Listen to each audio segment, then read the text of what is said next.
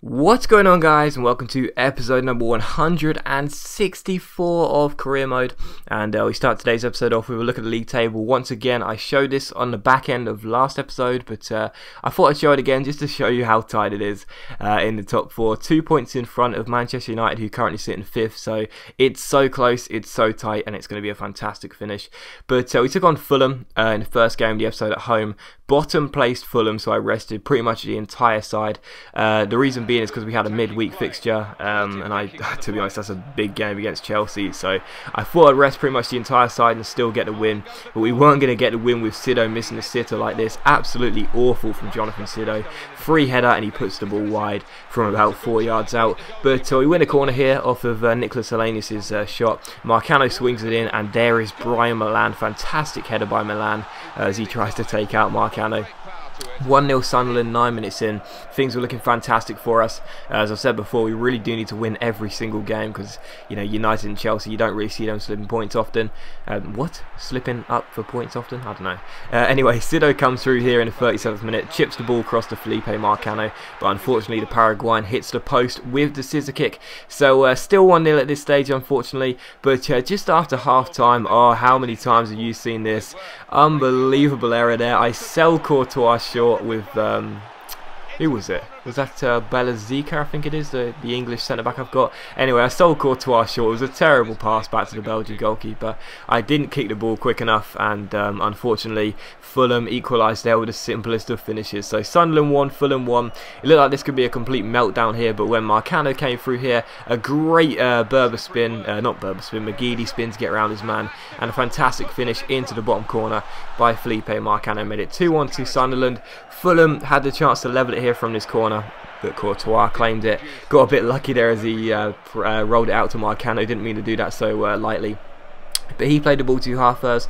He found Jonathan Sido. Sido played a great ball in to Nicholas Helenius. Helenius gets past Scott Dan. He sees Kivrak on the right hand side, and it's a fantastic finish by my centre midfielder. So Kivrak makes it 3-1 to Sunderland. Points sealed with a minute to go, and the game does finish Sunderland 3, Fulham 1. So with 3 games to go, we weren't looking like we were going to slip up at all, and it looked like I mean, all we had to do really was just keep winning games, and we will get there. But it's easier said than done. It really is, trust me, in crunch sort of stages of the season. You know, the last few games are so difficult to win games, even against the poorest of teams. But this game was going to be very hard to win against Chelsea. Chelsea, of course, currently sitting 3rd in the league, so this really was as clutch as a game as it's going to get, really. Obviously, lose this game and it gives the chance for Manchester United to go back into the top 4, so we really did need to make sure we would get all 3 points in this game, and we just could not lose whatsoever. But after just a few minutes in, Nana Welbeck gives Chelsea the lead. 8 minutes in, absolutely awful start for us here at Sunderland, but I thought, okay, it's the first 10 minutes, calm down, compose yourself, and go ahead for the next 10 minutes and try and get a goal back. But unfortunately, the worst happened. Neymar picked the ball up here, brilliant piece of dribbling, his shot was saved, but the rebound was turned in by his fellow Brazilian Oscar. Sunderland 0, Chelsea 2, 22 minutes played. It was looking like a complete meltdown, and we may just have to settle for a place in Europa League next season with the way things were going. But 10 minutes later, Sim finds Quiroz Cerejo. Cerejo finds Jack Colback down the right hand side. Nice piece of dribbling by Colback. He's waiting before he plays the ball into Cerejo. Brilliant touch, but his shot was fantastically saved by Simon Mignolet. But from that corner, Cuvillier swings it in, and JJ's header is cleared off the line. It just wasn't going for us, was it? Nothing was going to go into the back of the net, and it was still Sunderland 0, Chelsea 2 as we approached half time. We got the ball here. Rani Khedira picks the ball up and plays the ball out wide to Jack Colback, who plays the ball out wide to Sim. Nice piece of passing here from Sunderland. Sim plays the ball inside to Cuvillier. Cuvillier keeps holding the ball, doesn't want to give the ball away because I know it'll be half time, but Cuvillier finds Townsend. Townsend crosses the ball in, and it's a free header for Lamine JJ. He is not going to miss that gift with 6 yards out, and JJ makes it 2-1 as I was trying to pick the ball up there. 2-1, we're back in the game as we went down the tunnel for half time. But Chelsea had a chance to score there, but I'm not sure who that was. He didn't go for the header. If he would have done, done. He would have beat Courtois. But yeah, it was still 2-1. We came on a counter attack here. So JJ plays the ball to Colback. Colback plays the ball to Kiros Cerejo. He crosses the ball in first time. Andros Townsend, brilliant volley, was saved by Mignolet. But there is Lamine to JJ. Comeback complete. Sunderland 2, Chelsea 2 with just over an hour played. And thank God for that. What was looking like an absolutely abysmal first half was turned around there in the 63 minutes. In the 63 minutes played. So Sunderland 2, Chelsea 2, but just a couple of minutes after, Neymar picked the ball up here. Neymar played the ball out wide to, not sure who that was, great save by Courtois though. The ball came back to Oscar, and then Neymar put the ball into the back of the net, so he threw it away literally just 3 minutes after working so hard to get that equaliser, and then 3 minutes later we throw it away. But brought on a sub here. Hellenius came on for Khedira, but with just 4 minutes to go, it was looking like it was going to be Chelsea's game, and the meltdown was beginning to happen.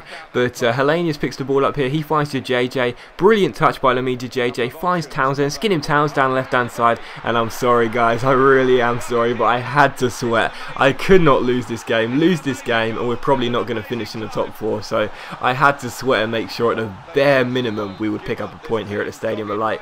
So Nicholas Elenius comes off the bench and rescues us a point, or so I thought, but straight from kickoff, Chelsea collect the ball here, play the ball out wide, but it's a terrible pass. It's intercepted by Townsend. Skin him Towns, so JJ finds Townsend, and this time I didn't sweat. I had the confidence to smash it into the near post past Mignolet, and Andros Townsend makes it Sunderland 4, Chelsea 3. One of the games of the series, no doubt. Absolutely incredible. I said we couldn't lose this game, and with 4 minutes to go, 2 minutes to go even, it was looking like we were going to lose. And then at full time, we ended up taking all 3 points. It was a crucial win in a massive game as we look to stake a place in the top 4. And as you'll see, 36 games played. We're now up to 3rd place. Manchester United currently sitting 4th, Chelsea in 5th.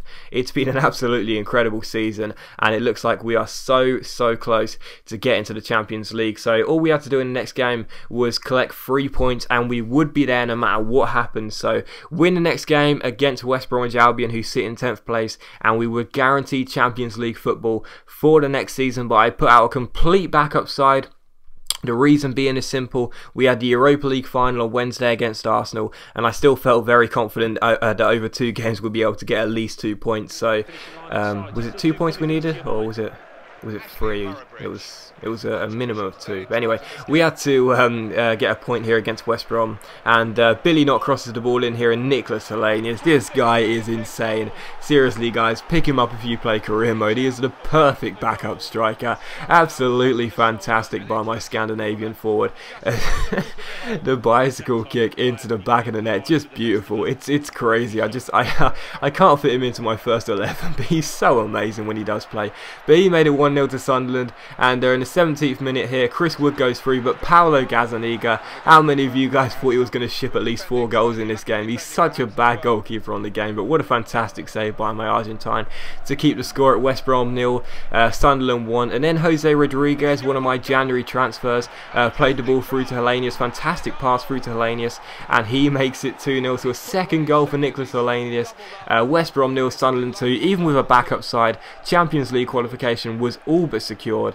But here you see in the 32nd minute, the ball comes in here, it's not cleared, and it's another fantastic save by Paulo Gazzaniga to keep us in front in this game. And a few minutes later, once again West Brom came forward.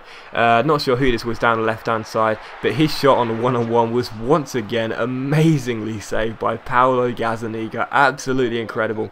And just after half time, we weathered the storm in the first half, and we led by 2-0. So just after half time, Balliu Campani picks up the ball here. Brilliant piece of dribbling. This guy was absolutely fantastic in this game. This is so beautiful. Lovely skill moves, and he gets taken down there by Mulumbu. No, Daniels.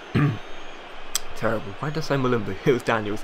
And Daniels takes him out. It's a penalty to Sunderland. And of course, with Hellenius scoring the first 2 goals, we had to give it to him to complete his hat-trick. Nicholas Hellenius steps up. Will he score against Jan Sommer? Of course he does. It's not the best of penalties, but it goes in, and that's the main thing. So West Brom 0, Sunderland 3. Like I said, Champions League football was all but secured. But unfortunately, despite his heroics in the first half, Paulo Gazzaniga would not be able to keep a clean sheet as Alan played the ball into Lee Win. I brought him came out. I thought it was going to get there. He didn't, and it was headed over him into the back of the empty net. So West Brom 1, Sunderland 3. That is how the game finishes. And of course, that does mean that no matter what happens in the last game, we will be playing Champions League football. And thank God for that, because it's away at Manchester City. Wouldn't have wanted to win that game.